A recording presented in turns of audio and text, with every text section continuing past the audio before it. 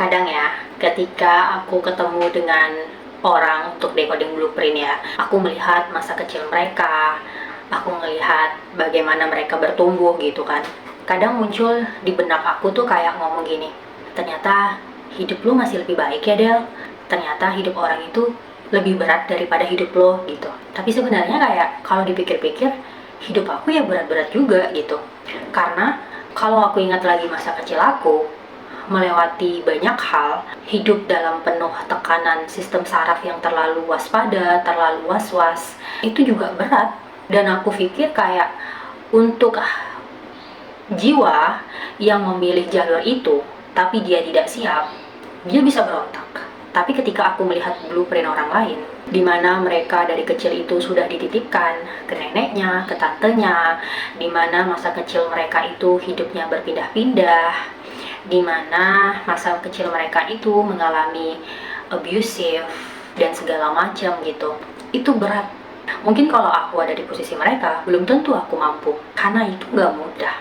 Makanya kadang ada orang juga yang aku temui yang dia bilang kayak, aku nggak tahu kak, aku mengalami spiritual awakening atau enggak, karena aku melihat orang itu mengalami spiritual awakening itu hidupnya tuh hancur, hidupnya itu berat, masalah itu datang bertubi-tubi. Aku merasa hidup aku itu tidak seberat mereka, aku merasa hidup aku itu tidak sehancur mereka. Padahal ketika aku bedah blueprintnya, hidupnya berat juga, tapi dengan versi yang berbeda. Dia diberi kestabilan dari hal keluarga, keluarga yang utuh, finansial yang utuh, tapi sistem sarafnya enggak.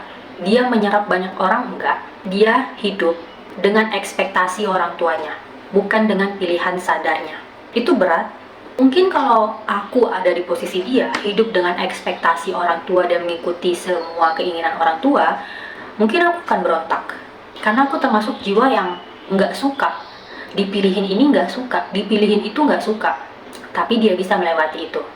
Tapi dia pun kalau ngelewatin orang yang fase hidupnya runtuh dan segala macam, ya mungkin dia juga nggak bisa. Karena pada dasarnya jiwa itu datang dengan kapasitas tertentu. Dia memilih jalan hidupnya, dia memilih jalur seperti apa yang mau dia lewati, dia memilih keluarganya, dia memilih pelajaran apa yang mau dia ambil. Bahkan kalau kita melihat orang yang punya penyakit tertentu, kemudian dia harus berobat sana-sini, itu juga pilihan hidupnya. Itu jalur yang dipilihkan untuk dia. Karena setiap jiwa itu punya kapasitasnya. Ada yang dari sistem sarafnya dibentuk, dibikin tegang terus, dibikin waspada terus, tapi dia stabil secara finansial, dia stabil secara keluarga. Ada yang dari silsilah keluarganya itu hancur berantakan.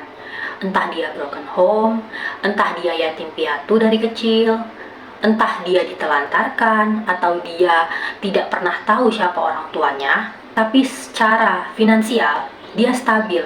Dia punya support system yang selalu ada untuk dia, entah dari segi apapun. Dan itu berbeda-beda. Jadi kadang aku tuh mikir kayak, gila ya hidup orang ini berat banget. Tapi kadang aku lupa kalau hidup aku tuh juga berat. Mungkin kalau aku tukar posisi di dia, aku mungkin gak sanggup. Tapi dia, kalau tukar posisi di aku pun, belum tentu dia sanggup. Karena blueprint tidak akan membuat inti jiwamu hancur. Dia akan memberikanmu keseimbangan. Mungkin tidak seperti orang lain, tapi kapasitas jiwamu, pelajaran yang kamu ambil, misi jiwamu, bahkan sampai potensi tertinggimu, itu semua disesuaikan.